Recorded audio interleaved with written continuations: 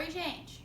Bom, nas últimas aulas, a gente trabalhou com a questão da competência material.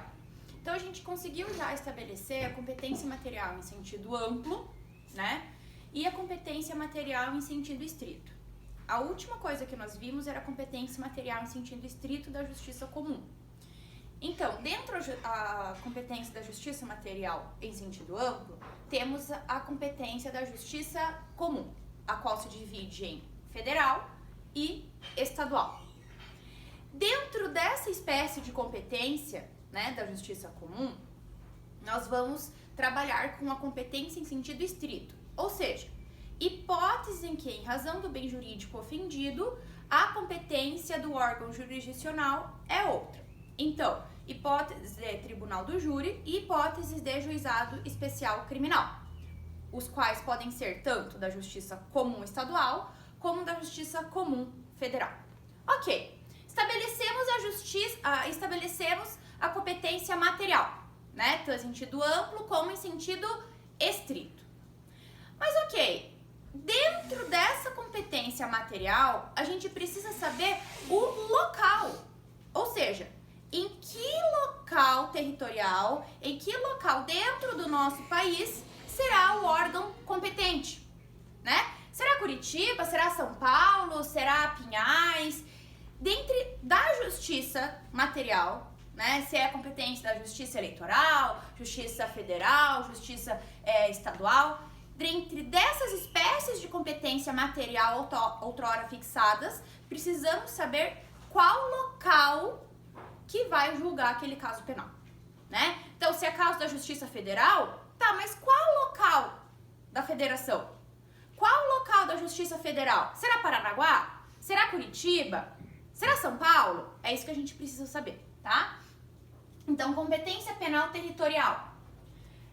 Indaga-se qual juiz ou tribunal, dentre os materialmente competentes, de acordo com a sua localização no território, deve processar e julgar um caso penal, né? É isso que a gente indaga. Dentro disso, então, a gente deve, após estabelecida a competência penal material, né? Ou seja, em sentido amplo e em sentido estrito, precisamos saber qual local do território vai processar e julgar aquele caso. E para isso temos critérios, né? Assim como temos critérios para estabelecer a justiça penal material, precisamos também estabelecer critérios para estabelecer a justiça territorial, tá? Para isso, a gente vai ter que atender a partir do artigo 69 do Código de Processo Penal. E qual é o primeiro critério? Primeiro critério, o critério mais importante. Via de regra, regra geral, o local onde o crime foi consumado, o local onde o crime ocorreu, é o local que o órgão competente vai processar e julgar aquele caso penal. Então, é locus comissi delicti. O local onde aconteceu o crime é o órgão competente para processar e julgar aquele caso penal. Então, vamos ver o que eu escrevi aqui. O critério geral para a definição da competência penal territorial é representada pela regra do locus comissi delicti. Assim, a competência penal territorial será fixada levando-se em consideração o do local onde se consumou a infração. Regra geral. Desculpem a Nina latindo aqui. Regra geral.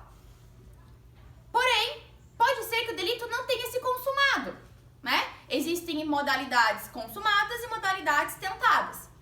Na modalidade tentada, o local onde foi praticado o último ato de execução, tá? Então, regra geral, em delitos consumados, considera-se o local territorialmente competente onde o delito se consumou. Então, eu cometi um roubo, e o roubo eu cometi na Rua 15, né? Então, eu cometi um roubo lá na Rua 15, em Curitiba. Significa, portanto, que dentro do território nacional, Curitiba é o local competente, né? Para isso, a gente precisa estabelecer antes qual é o órgão materialmente competente.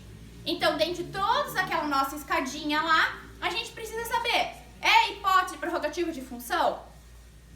Ou melhor, é hipótese de crime político? Trata-se de crime de responsabilidade, aquele roubo que o Joaquim saiu correndo, catou minha carteira, falou, passa carteira, rápido, passa carteira.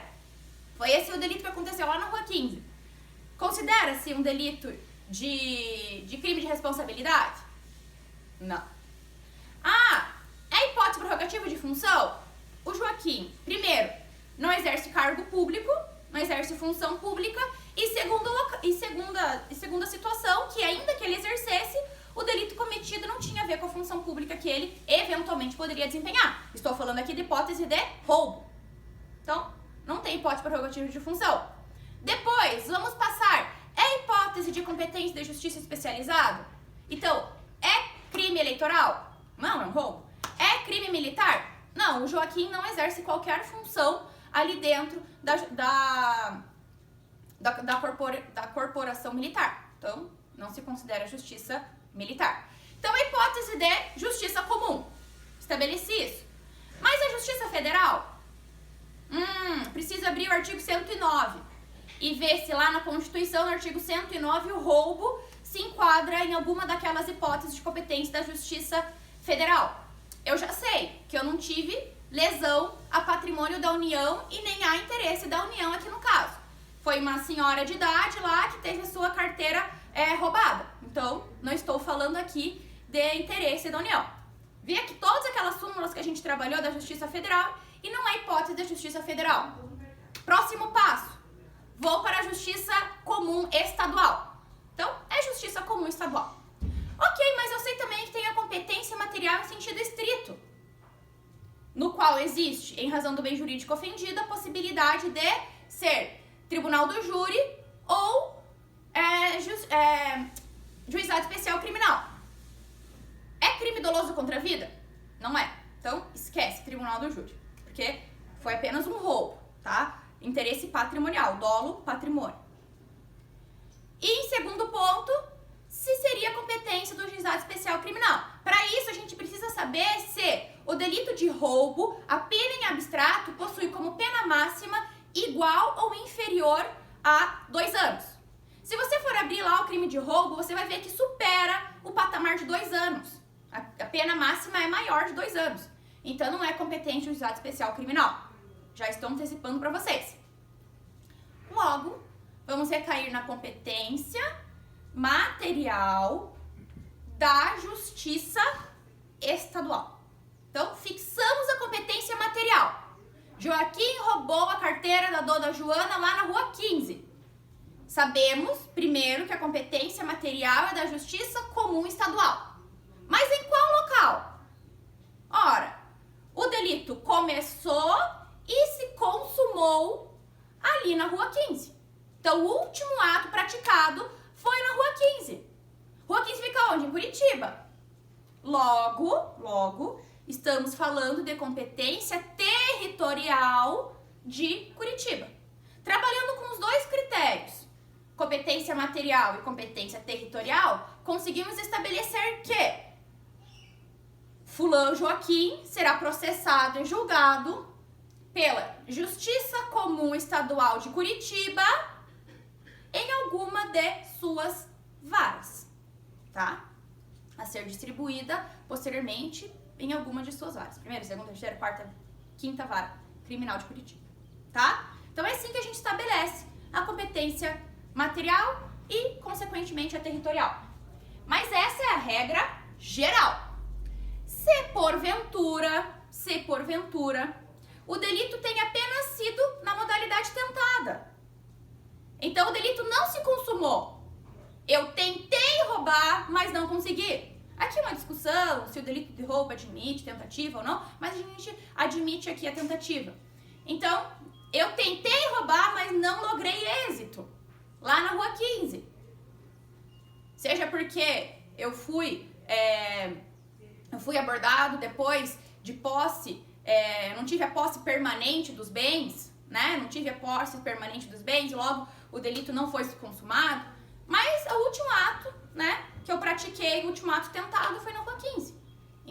considerando a modalidade tentada, será na rua 15, tá? Então, sempre será, em caso de tentativa, o último ato de execução, tá? Mas, há casos em que o início da execução do crime, vamos lembrar do intercrimes? Cogitação, preparação, execução, consumação. A gente apenas trabalha inícios de atos executórios, né? Então, considerando os inícios dos atos executórios que tenha se dado no território nacional, mas a consumação aconteceu em território no exterior, né? Vamos imaginar que eu comecei um delito aqui, vamos imaginar que eu tô matando meu vizinho. Pego meu vizinho, começo a matar ele aqui em Curitiba.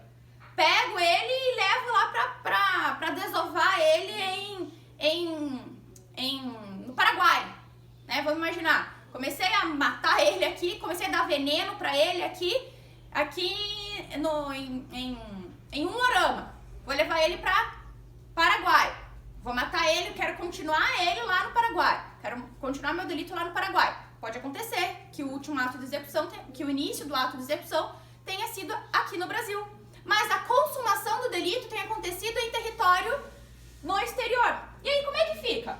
A competência será determinada pelo local em que, no Brasil, em território nacional, tenha sido praticado o último ato de execução.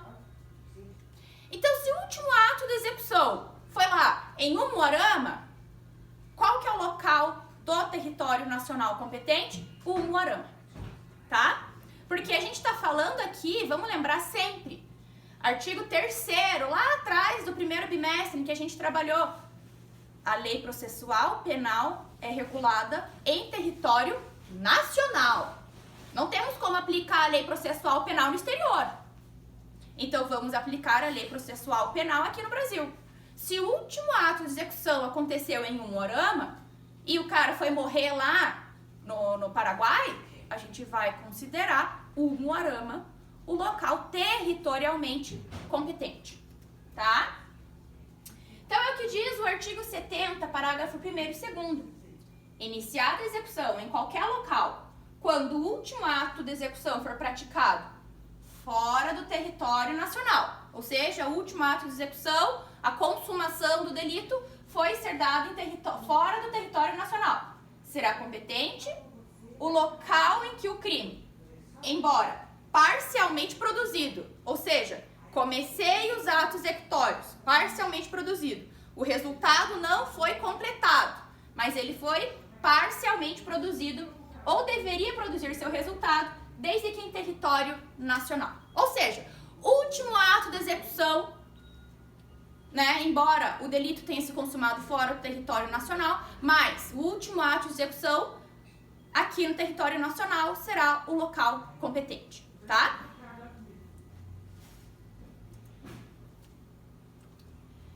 Já nos crimes praticados fora do território nacional, que não se enquadre nessas situações acima, né, de início e fim e tal, a regra será do artigo 88.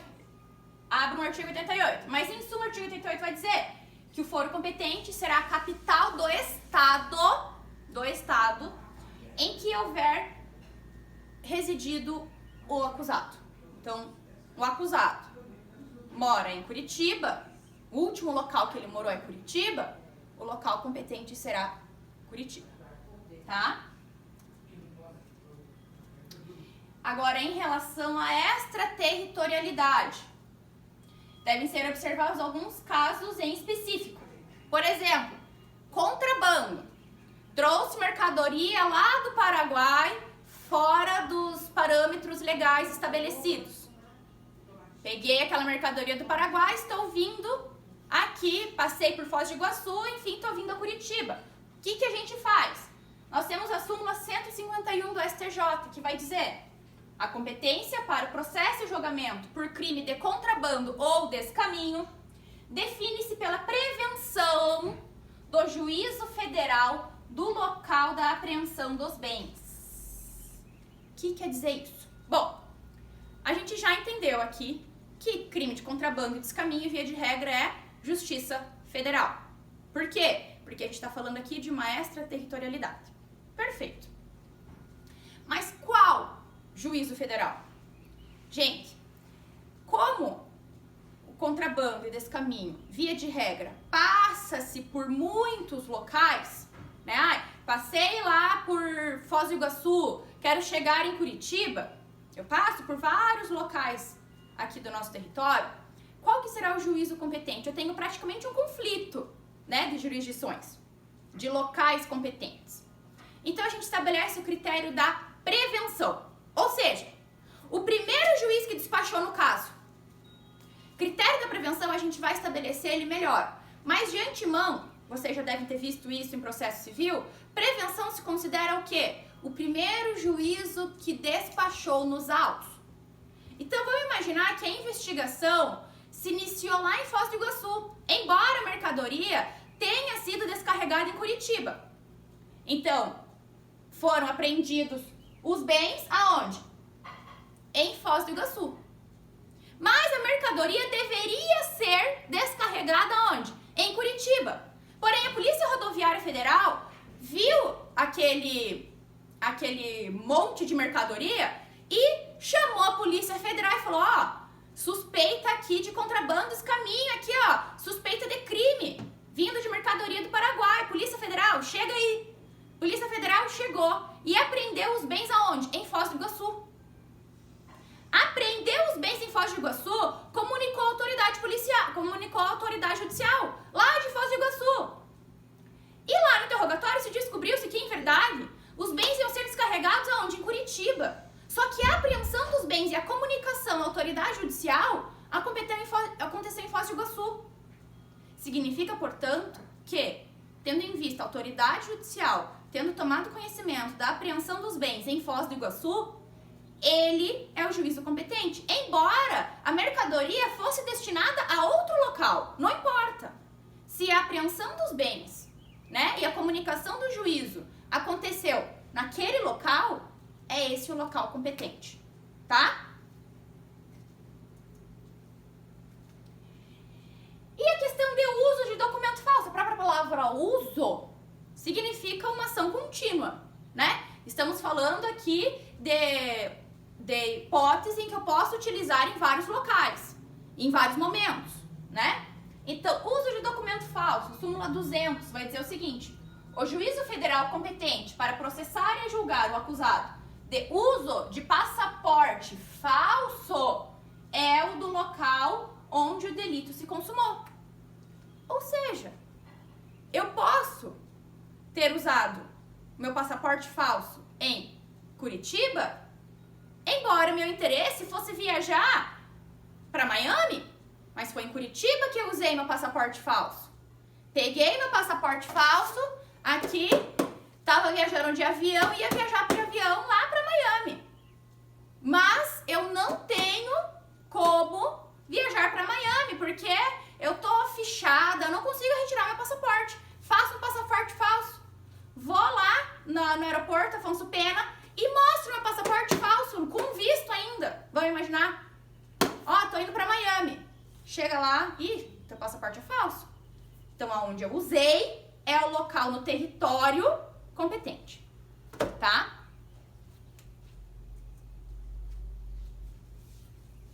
E o caso de estelionato?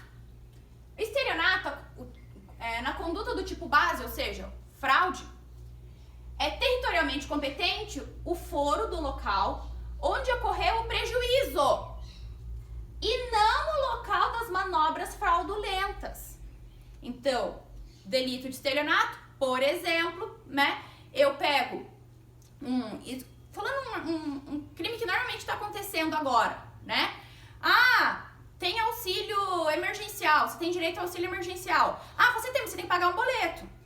Sujeito qualquer vai lá e descobre que você deu início no teu auxílio emergencial, manda pra ti um boleto pra você pagar. Você vai lá e paga esse boleto. Ou seja, utilizou da fraude, de que não era a Caixa, não era ninguém, não era o órgão competente que emitiu aquele boleto, fez você pagar, você teve tanto a fraude quanto o que? O prejuízo. né? Então você pagou um boleto que não deveria ser pago. Logo, nós temos um delito de estelionato, fraude com prejuízo. Então, gente, se eu tô indo lá com o meu boletinho, pagar aquele boleto que me emitiram, eu achando que eu tenho direito a meu benefício assistencial, né? Tô indo lá e pago onde? Na Caixa Econômica de Curitiba. Paguei na Caixa Econômica de Curitiba. Onde foi meu prejuízo? Eu tirei o dinheiro da Caixa Econômica de Curitiba, de qualquer banco, não Caixa Econômica, eu tirei meu dinheiro de Curitiba para pagar aquele boleto. Logo, meu prejuízo foi onde? Em Curitiba. Embora possa ter acontecido que foi lá em São Paulo que emitiram o meu boleto. Eu fui enganada em São Paulo, mas eu tive o meu prejuízo aqui em Curitiba. Então, em caso, né, de estelionato, a gente vai considerar o local competente aonde eu tive o prejuízo, tá? E no caso de cheque, né, em tratando de crime de emissão de cheque em fundos, a competência é a do banco sacado. A mesma analogia desse exemplo que eu dei. Porque, em sendo delito material, é nesse local no qual a devolução do cheque que se consuma o prejuízo, tá? Então, é sempre o local, no caso de estelionato, aonde ocorreu o prejuízo e não a fraude, tá? Gente, o próximo critério é em hipótese de crimes cometidos a bordo de navio ou aeronave. A gente já viu isso no que tange a competência material e sabemos que é da Justiça Federal. No próxima aula a gente vai saber, tá, mas considerando que podemos passar por vários locais, qual local do território federal será competente? Mas isso fica para a próxima aula, tá? Até, tchau, tchau!